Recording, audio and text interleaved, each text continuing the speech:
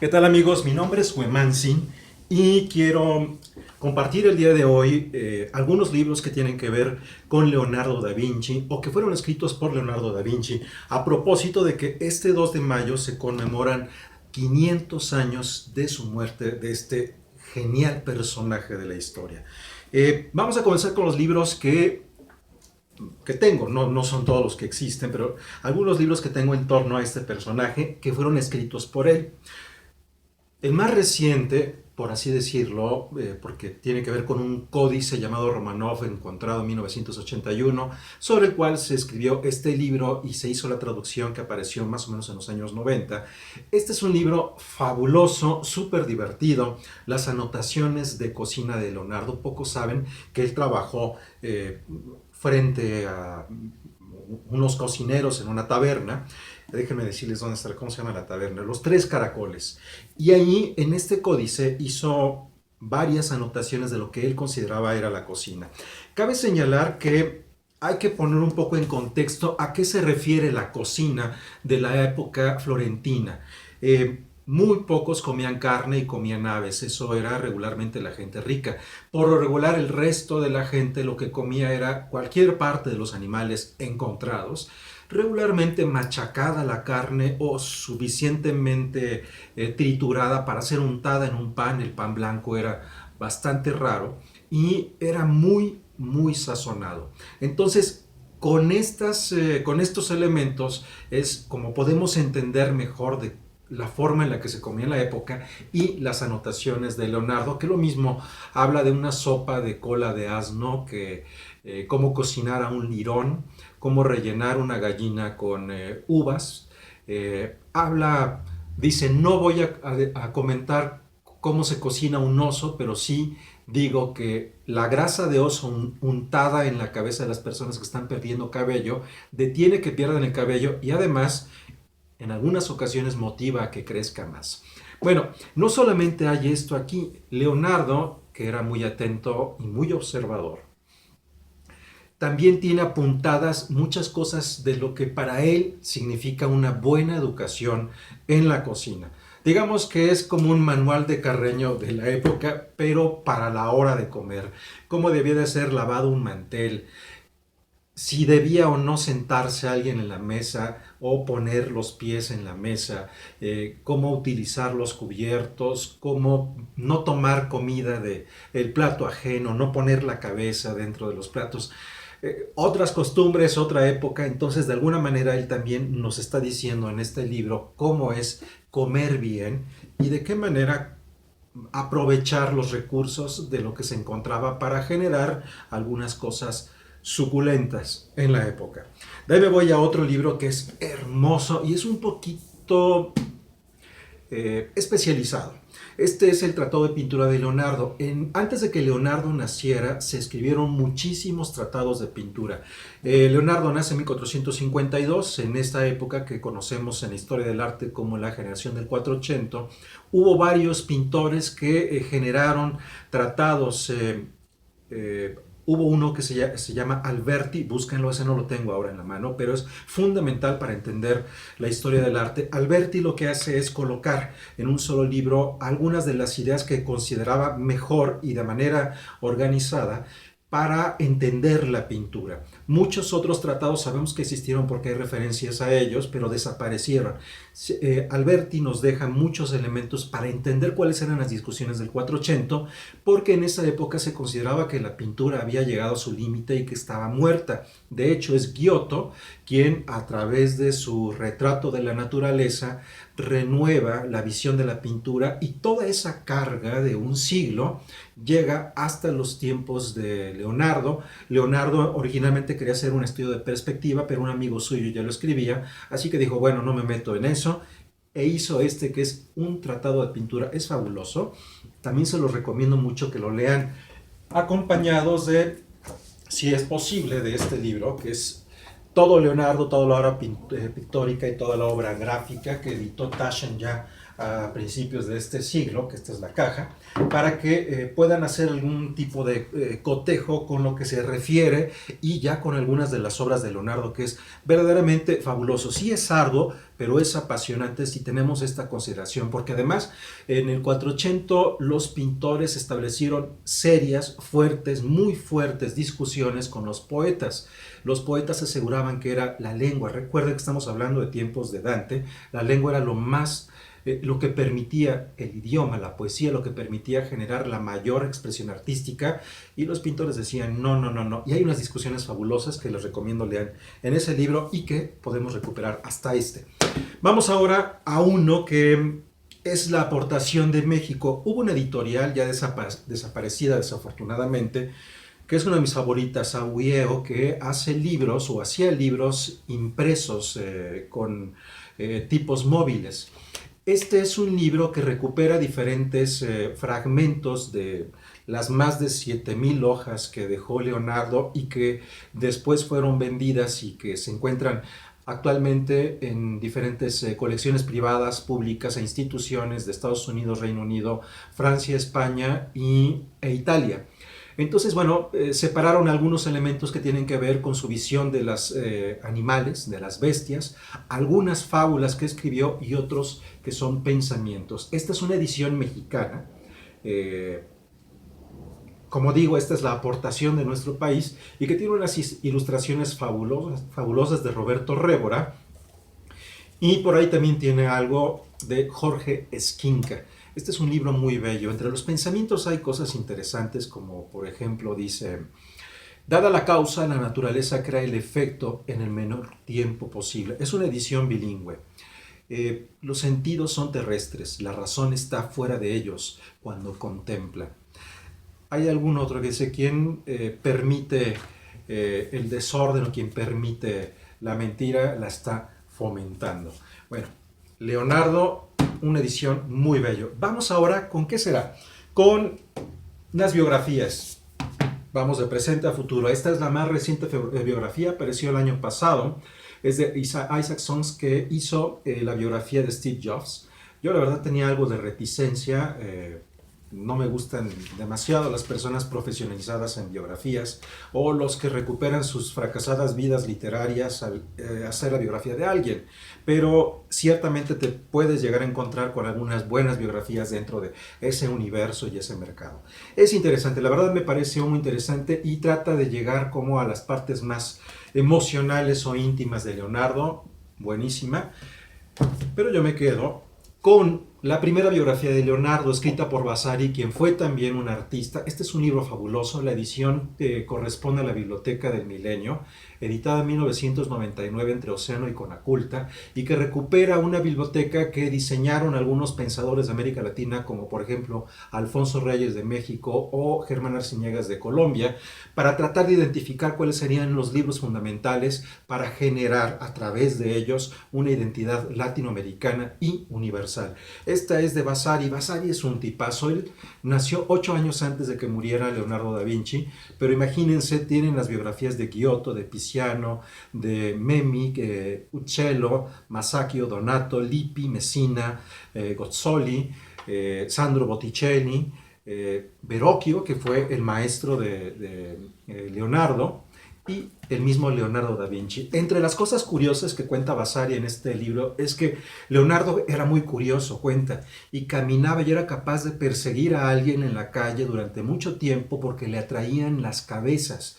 Es decir, cuando el rostro o la cabeza de una persona lo atrapaba, entonces Leonardo seguía hasta memorizarlo y después regresar a su taller y empezar a reproducir esas cabezas. Algo lo que nos dice Vasari. Y eso me conecta a otros libros que tienen que ver con catálogos de exposiciones. Leonardo da Vinci, la idea de la belleza. Esta fue una exposición que estuvo en el Palacio de Bellas Artes a mediados de 2015 y recupera una muestra ordenada y muy bien difundida en diversas partes del mundo. De hecho, antes de llegar a México estuvo también en Boston, que trajo dibujos y manuscritos. Y cuando ya hablo de Vasari y conecto con este libro, es porque en esa exposición tuvimos la oportunidad de ver muchos de los dibujos que hizo Leonardo de cabezas y de rostros en trabajos que iban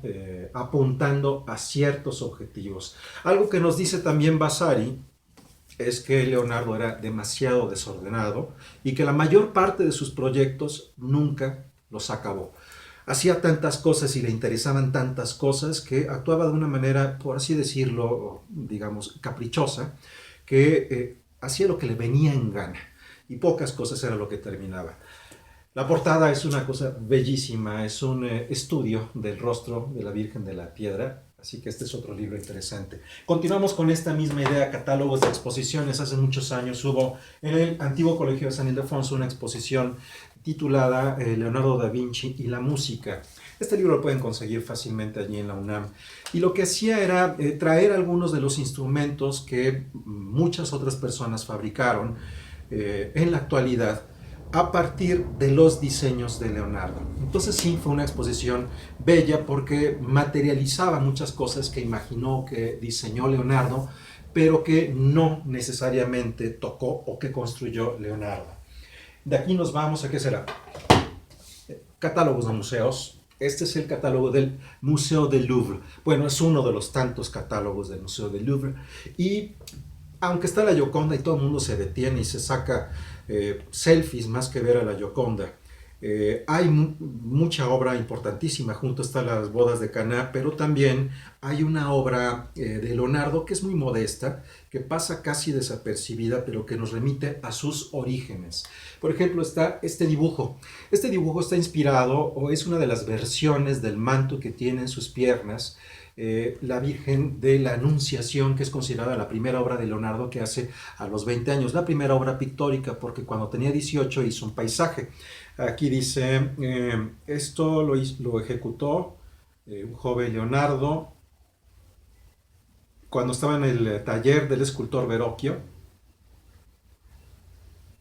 y es una de las variantes del manto que está en las piernas de la Virgen de la Anunciación, que pintó en 1481-1482 y que se conserva en Florencia. De ahí me voy a otro catálogo que me costó muchísimo traer y que resultó una maravilla encontrarme, porque fue en el Museo del Hermitage, en donde me perdí.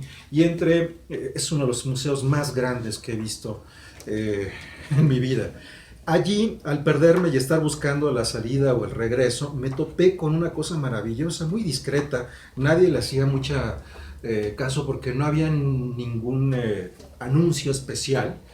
Allí hay dos obras de Leonardo, que es esta Virgen, que hace más o menos cuando tiene 20 y tantos años.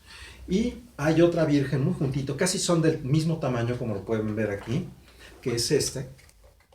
Y esta es una Virgen que hizo cuando tenía 38 años. Estas son dos de las obras que se encuentran en el Museo del Hermitage en San Petersburgo. De ahí nos vamos a otra cosa. ¿Qué es lo que ha inspirado Leonardo da Vinci? Leonardo da Vinci ha inspirado infinidad de ficciones, de series, de películas, de novelas.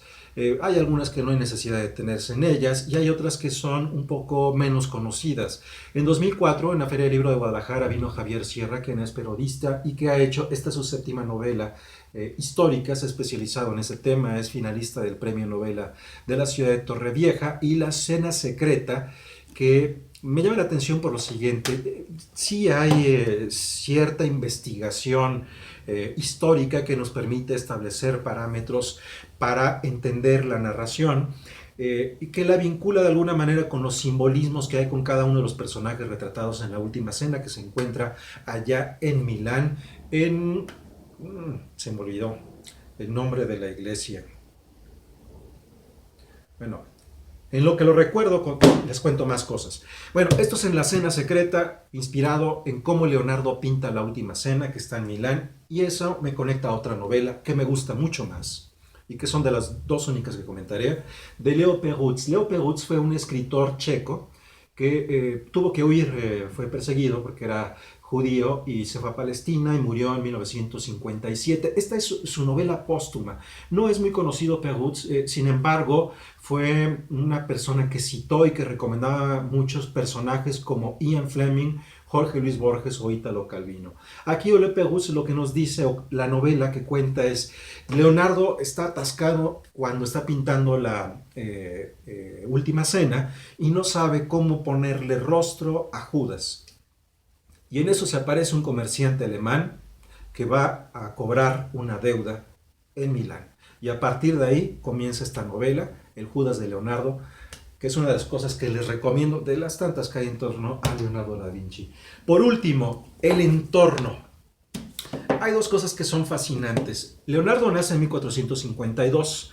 En 1453 Gutenberg imprime su primera Biblia y en 1454 en Frankfurt diferentes impresores se reunieron ahí para intercambiar esos libros que estaban imprimiendo.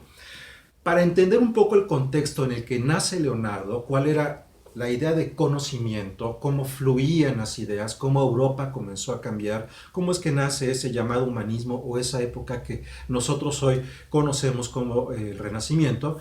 Bueno, pues tenemos acá este libro de Peter Badhas, quien fue director de la Feria del Libro de Frankfurt, un tipazo, un tipo encantador, Peter, que estuvo al frente de esta feria tantos años que alguna de las veces que platiqué con él me dijo, la feria me costó algunos matrimonios y algunos infartos.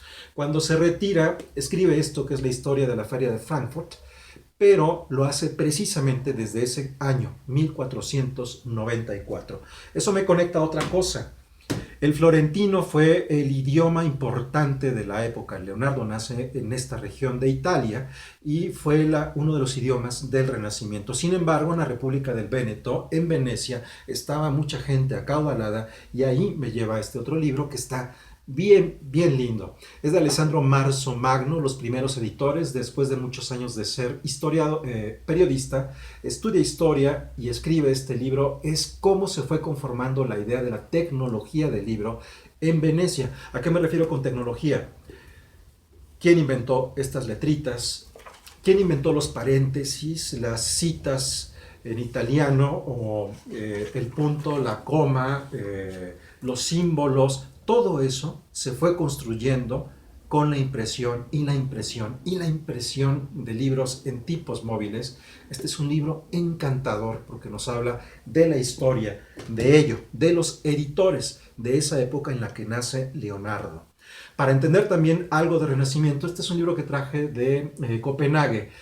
Nosotros solemos entender que el Renacimiento está únicamente en esta parte de Italia, que con las guerras que tuvieron los países en la época se fue moviendo a otras zonas porque los artistas se fueron desplazando. El propio Leonardo de Florencia pasa después a Milán y después el rey de Francia lo invita a estar en Francia.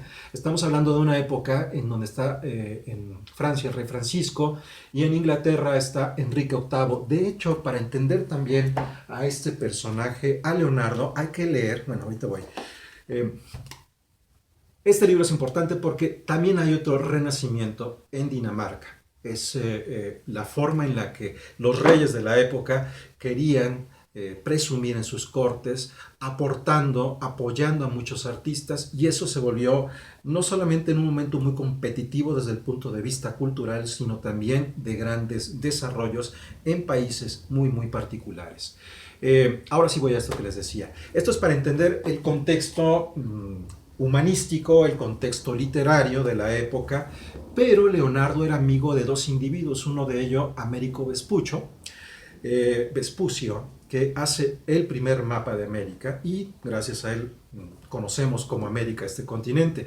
Otro personaje que fue amigo de Leonardo fue Niccolo Machiavelli, El Príncipe, que es una obra que nunca publicó, que fue enviada en cartas y que ha sido un punto de referencia para nuestra cultura y que ha sido demasiado mal interpretada porque se cree que lo único que buscaba Maquiavelo era el poder a toda costa. Esa fue una interpretación post-mortem que se hizo durante muchos siglos de la obra de Maquiavelo, y esta, que es una edición que recomiendo de cátedra, me parece que es una de las que le dan una justa medida a este personaje, Niccolo Maquiavelo, que hay que releer. Una de las personas que estuvo en contra de Niccolo Maquiavelo muchos años antes de la muerte de Maquiavelo, de hecho habrá nacido 116 años después de Leonardo da Vinci fue Tommaso Campanella, un utopista que estaba en contra de Maquiavelo y que generó otra idea de la visión del poder a través de esta utopía que pueden encontrar en una fabulosa colección que tiene mi amigo Gerardo Villa del Ángel a través de su sello editorial La Jaula Abierta. Tiene muchos libros que son utopías y entre ellos está este de Tommaso de Campanella. Pongo esto que es un lapso de 110, 120 años, porque nos ayuda a entender desde el punto de vista político cuáles eran las aspiraciones de esa Florencia de los Sforza. Y para cerrar, voy con este libro que es muy divertido, La Florencia del Renacimiento por 5 florines al día, de Charles Fitzroy. Lo que hace es utilizar este tipo de género de literatura de viaje o guías literarias de viaje, pero como si nosotros nos adentráramos a esa Florencia de los tiempos de Leonardo da Vinci. Entonces nos cuenta cuánto cuesta, a qué equivalen las monedas, cómo son los esclavos, que el rey Carlos V le regaló unos esclavos al Papa y el Papa a su vez los regaló en todos los cardenales en la época de Leonardo. Aquí vamos a ver al señor Sforza, no es un retrato de Leonardo, pero este es el personaje que era el gobernante de facto de esta Florencia, en donde creció, en donde vivió Leonardo da Vinci. Esta guía también nos cuenta cómo debemos de comportarnos en las bodas, en las tabernas, qué es lo que hay que ir a comer, qué es lo que tenemos que visitar, dónde están las iglesias, cuáles son los artistas del momento, etcétera, etcétera, etcétera. Es un libro fascinante que viene con diferentes ilustraciones y entre ellas vamos a encontrar lo que fue el primer trabajo de Leonardo da Vinci reconocido o que fuera firmado por él. Leonardo era un niño muy inquieto que le gustaba de manera particular la geometría, le gustaban mucho las matemáticas, no era propiamente un científico, le gustaba más la mecánica, pero todo eso lo fue recopilando como parte de su conocimiento su papá. Nunca convivió demasiado con él porque era Leonardo en esos tiempos conocido como un bastardo, nunca se casó con su mamá. Un poco harto del niño que dibujaba, lo llevó con Verrocchio, le mostró algunos de los dibujos que hacía el niño y dijo el artista, no, está muy bien que se quede conmigo, y así es como comienza la actividad plástica de Leonardo, que hace, entre otros retratos, este que es Ginebra de Benci, que era la hermana de uno de los banqueros importantes de Florencia. Este es un retrato de Leonardo da Vinci. Acá hay otra cosa que no tiene nada que ver con Leonardo, pero que nos coloca un poco en el contexto de la época. Dante Alighieri, por supuesto, en Florencia, aunque esta es la cúpula de Brunelleschi, quien a partir de él entendemos la perspectiva como la vemos a día de hoy. Fue construida mucho tiempo después de la muerte de Dante, pero todo esto era parte de la idea que en ese momento se tenía de Florencia. Todo eso es Florencia, todo eso somos los florentinos, en ese momento se decía. Bueno, no encuentro ahora mismo la primera obra de Leonardo, que es un paisaje. Tal vez está en otro de los libros. Bueno, es un paisaje y es un dibujo. Para despedirme, Leonardo no era un tipo erudito, era más bien un tipo práctico. No tenía muchos libros o no leía demasiados libros. Hoy sabemos cuáles eran algunos de sus intereses y esto es lo que les voy a compartir. Los libros de Leonardo. De Re Militari, un estudio sobre las fortalezas militares. La vida de los filósofos, de Diógenes de Laercio, en donde había muchos pensamientos, muchas citas, muchas parábolas, muy en el estilo como los pensamientos que están en este libro de Auieo. Y tiene también el Plinio de Laudino, en donde hay muchísimas anécdotas de reyes y emperadores de la época. Dante, poesía de Dante, y muchas lecturas que tenían que ver con aforismos y tratados y geometría. Esto es parte de lo que nos inspira Leonardo a 500 años de su muerte, y con eso me despido. Chao.